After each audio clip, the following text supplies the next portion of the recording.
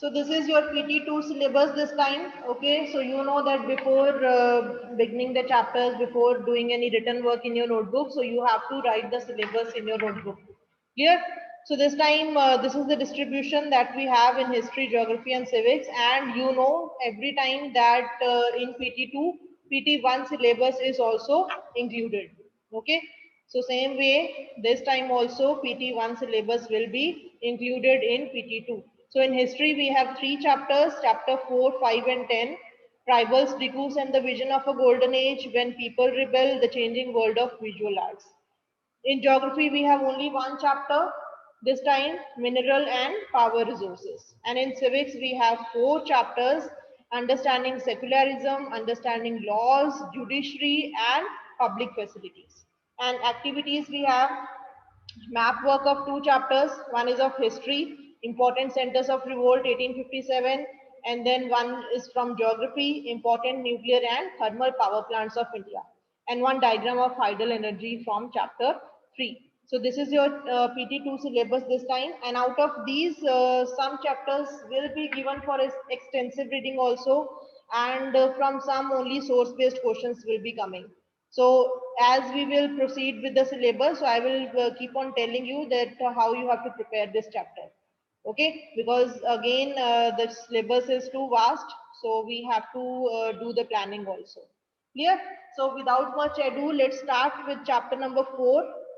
The first chapter of history, tribals, Dikus, and the vision of a golden age. Okay. Anybody wants to say anything or any doubt?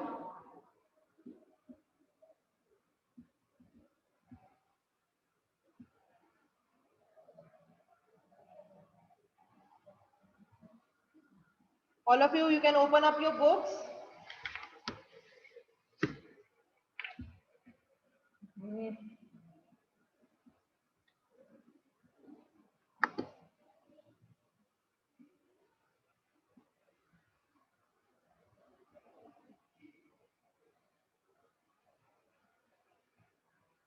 Yes.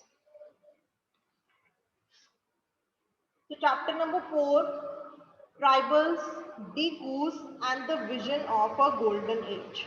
So by just reading the name of the chapter, you might be thinking that what are Dikus? Because I hope all of you know who are tribal people, because you have studied in your previous class also. Okay, different tribes were there like Gond, Sehom, Santhals, Gujars. So many tribal people were there who were distributed all over India. Dikus are known as the outsiders. Okay, so I will be telling you when we will be studying the chapter, so you will get to know in details and the vision of a golden age. So till now, what we have studied in history. Till now, we have studied what? That how Britishers came and then they took over more and more territories of India, okay, and they established their rule, they brought some policies, and slowly they affected each and every section of the Indian society. Okay, first the urban areas, then they came to the rural areas also. Heard of, has anyone heard the name of Birsa Munda? You can raise your hand. Has anyone heard? I think there is one chapter in your Hindi or Punjabi, Birsa Munda. I have read somewhere. Yes, Nishka, Prabnoor. Okay, can you put some light on him? That who was he? Yes, Nishka. Ma'am, he was an Indian freedom fighter. Freedom fighter. Yes, ma'am. Okay, fine.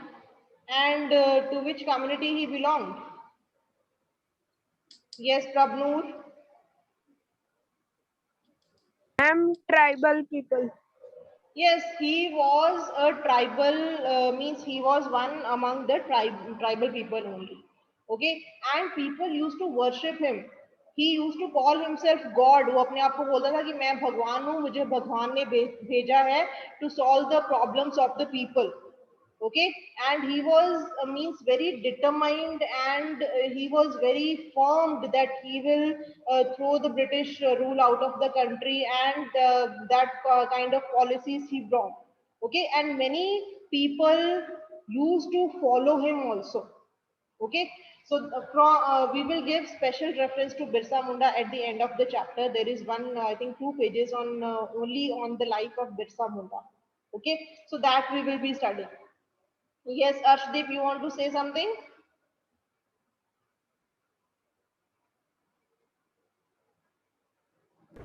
No, ma'am, I was Okay, raising then hand lower for your hand. telling about Okay, Birsa Munda. fine. So see, I'm going to read in 1895. In 1895, still when India was under the British rule, a man named Birsa was seen roaming the forests and villages of Chota Nagpur in Jharkhand. So we are talking about the tribe which was living in Chota Nagpur in Jharkhand. People said he had miraculous powers कि उसके पास अजीबोगरीब powers हैं. He could cure all diseases and multiply grain. Okay, means he, if you will give him 1 ounce of grain, means half kg, so he will make it into double kg. So he could cure all diseases and multiply grain. Birsa himself declared that God had appointed him to save his people from trouble, free them from the slavery of Dikus. In bracket written outsiders. Now understand what is the meaning of Dikus. Dikus were the people who were outsiders. Now who were outsiders? Can you tell me? Who were outsiders? Yes, Janat. Ma'am, Britishers.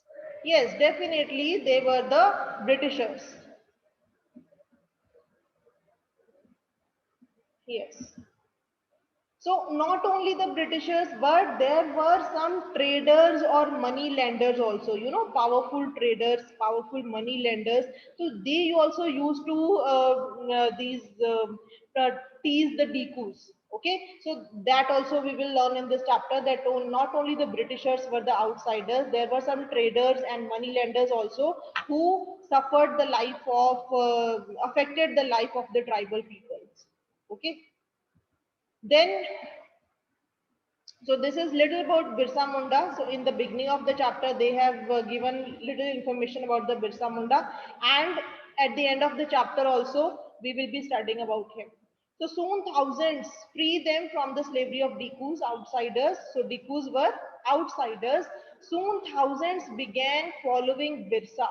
कि लोग देखो देखिए एक दूसरे को उसको follow करने लगे, बिलीविंग दैट ही वाज भगवान and had come to solve all their problems. So Birsa was born in a family of Mundas. Underline this line. So Birsa belonged to which tribal group? He belonged to Mundas tribal group. Birsa was born in a family of Mundas, a tribal group that lived in Chota Nagpur. So one more question can be there from this. Okay. But his followers included other tribals of the region, Santhals and Orans. Means that you have studied in the previous class also that there were different tribal people. Mundas were there, Gonds were there, Khons were there, Gujars were there. So it is given in the map later on. So you'll come to know. So Santhals and Orans also, they were the followers of Birsa Munda. Means not only the people from the Munda community only, the people from other tribes also, they were also the followers of the Birsa Munda. All of them in different ways were unhappy with the changes they were experiencing and the problems they were facing under British rule. So these tribal people, they were also now unhappy in some or the other way. Why were they unhappy? Because of the changes that the Britishers brought in their lives.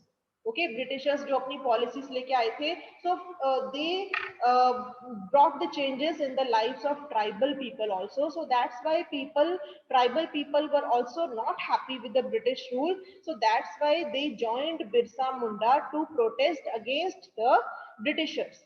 and the problems they were facing under British rule, their familiar ways of life seemed to be disappearing. Means you also know that if somebody is interfering in your personal life, you won't feel good. So same thing was happening with the tribal people also, that Britishers, they were interfering in their lives, their normal way of life, and they were facing problems. So their familiar ways of life seemed to be disappearing, their livelihoods were under threat, and their religion appeared to be in danger. So they were trying to change them. They were trying to change their way of living. So you know that tribal people, what do they used to do? Some were hunter gatherers, some were shifting cultivators, and some did settled cultivation also. Okay, so how did they change the life of the tribal people, that we are going to study. Then what problems did Birsa set out to resolve? कि कौन सी problem Birsa ने problems जो solve किए? Who were the outsiders being referred to as Dikus, and how did they enslave the people of the region? ये Dikus कौन थे और उन्होंने कैसे आके region को अपने under किया? What was happening to the tribal people under the British? How did their lives change? There are some of the questions you will read about in this chapter. So all the answers to all these questions you will get in this chapter. You have read about tribal societies last year. Okay, I hope you remember. Most tribes had customs and rituals that were very different from those laid down by the Brahmins. So Brahmins, they used to have their own life. उनकी अपनी life होती थी एक, ठीक है? They used to be in the temples and do a lot of worship and all. But these tribal people, they used to believe in work. Okay, they used to work. They used to do a lot of work. So these societies also did not have the sharp social divisions that were characteristics of the caste societies. Okay, though they were different, but somehow they were similar also. All those who belonged to the same tribe thought of themselves as sharing common ties of kinship. What is kinship? Kinship is relation, relatives. Okay, if I say my kins, so my relatives. So they say that they had common ties with the relatives and with the same tribe. Means if the people are from the same tribe, so they think that they are relatives. Okay, so we also have the soft corner na, that if we are six, so if we meet some other six, so then we say we are brothers. So same thing happened with the tribal people, that if anybody is from Munda community, so two persons from Munda community, they used to treat each other as kins, as relatives. However, this did not mean that there were no social and economic differences within tribes. पर ऐसा नहीं है कि though they used to live in harmony, they used to treat each other as brothers, but still there were some social and economic differences within the tribes. Okay, that was brought by the Britishers. Clear? Okay, any doubt till now?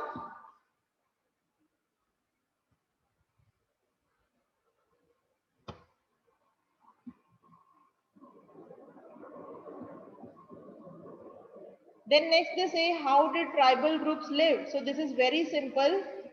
Jhum cultivation we have already read. Yes, Mahib.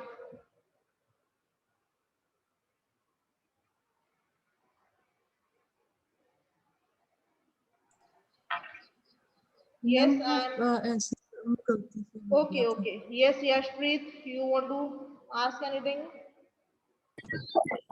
Enslave का मतलब क्या होता है? किसका? Enslave Enslaved means किसी को अपना गुलाम बना लेना. To keep people under you, to make the people work under you. Enslaved. Okay, गुलाम बना लेना. Okay, now see next. So how did tribal groups live? So now first we will come to know about their work, means what do they used to do and how they used to earn for their livings. So by the 19th century, tribal people in different parts of India were involved in a variety of activities. You already know what jhum cultivation we have read in geography also in the PT1. If you remember, we have done in the chapter, which chapter it was, agriculture, shifting cultivation. Okay, so shifting cultivation and jhum cultivation is the same. Can anyone tell me what is done in jhum cultivation? Does anyone remember?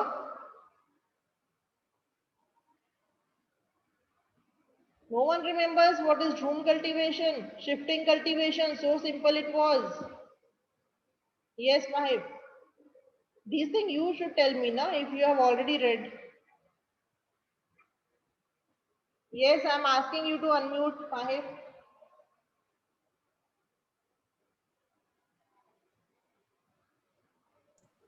Ma'am, in shifting cultivation, when people go to one place, they choose a land and they clear all the vegetation there. And sometimes they also burn the vegetation so that all the ashes mixed with the soil. And then they grow the crops on that land. And when that land loses its nutrients in the soil, then they move on to other place and the same process is continued. Yes, very simple. So first they choose a patch of land, okay, where there is vegetation. Then they clear the vegetation over there and they cut down the trees. So why do they cut down the trees? So that the sunlight should reach the ground directly. Okay, so then they clear the ground and then what do they do? That they spread the ash from the firing. They burn that vegetation. Okay, so when they are cutting the trees, they're cutting the vegetation on the land, and when those branches and trees are falling on the ground and they are burning them, and then they are mixing that ash in the soil only, which contain potash. I'm going to read it quickly. You will understand and you will remind also. Okay, some of them practice jhum cultivation, that is shifting cultivation. It is also known as. This was done on small patches of land, mostly in the forest. The cultivators cut the tree tops to allow sunlight to reach the ground and burnt the vegetation on the land to clear it for cultivation. They spread the ash from the firing, which contained potash, to fertilize the soil, and then they use the axe to cut trees and the hoe to scratch the soil in order to prepare it for cultivation. And then in that land only they broadcast the seeds. What do you mean by broadcast? Broadcast means they spread the seeds. They do not sow the seeds, they just spread the seeds on the surface. That is, they scattered the seeds on the field instead of plowing the land and sowing the seeds. And once the crop was ready and harvested, they moved to another field. A field that had been cultivated once was left fallow for several years. Fallow means what? Fallow means it is given here at the side that a field left uncultivated for a while so that the soil recovers fertility. And sal and mahua are the two types of trees which have medicinal values. Clear? Shifting cultivators were found in, underline this line, it is important that where were the shifting cultivators found? Shifting cultivators were found in the hilly and forested tracts of northeast and central India. So obviously they will be found there only where a lot of forest would be there, because they have to cut down the vegetation and then they have to burn them and then mix with the soil, then grow the crops, harvest them and then move to the next land, because they believe that that land, the previous land, needs some time to restore the nutrient value of the soil. The lives of these tribal people dependent on free movement within forest and on being able to use the land and forest for growing their crops. That is the only way they could practice shifting cultivation. So what do they used to do? Means, first of all, before the interference of the British rule, okay, Britishers did not interfere in the lives of the shifting cultivators. So then they were free to move anywhere in the forest. कि forest में जाके कोई भी land वो choose कर लेते थे, and they used to uh, pick that land for the cultivation. But then after some time, Britishers interfere and then they brought some forest laws, and under that the shifting cultivators could not do the shifting cultivation. So this is how they interrupted the lives of the tribal people. Okay, that we will study later, the forest laws. Then next, so some were shifting cultivators, some were hunters and gatherers. I think you have read one chapter in your sixth class, hunters and gatherers, if you remember. Okay, hunters means, you know, those who hunt animals, and gatherers, who were gatherers means who used to gather something. And from where do they used to gather these things? They used to gather these things from the forests. Okay, they do not believe in asking for someone. They did not believe in working under someone. So they used to manage their earnings by gathering some produce from the forest, and then they used to whether either exchange it with the shoppers, or they used to have some money and they used to bought something with that. Okay, so hunters and gatherers. You can see here, Dongriya Kandha women in Odisha take home pandanus leaves from the forest to make plates. Because you know that time plastic and these latest plates that we have today, melamine, these all plates were not there that time. So the people used to eat food on the these leaf plates. So these leaf plates were made from the leaves that were known as pandanus. One more question can be there from this. Okay, which leaves are used to make plates? Okay, in many regions, tribal groups live by hunting. Just wait.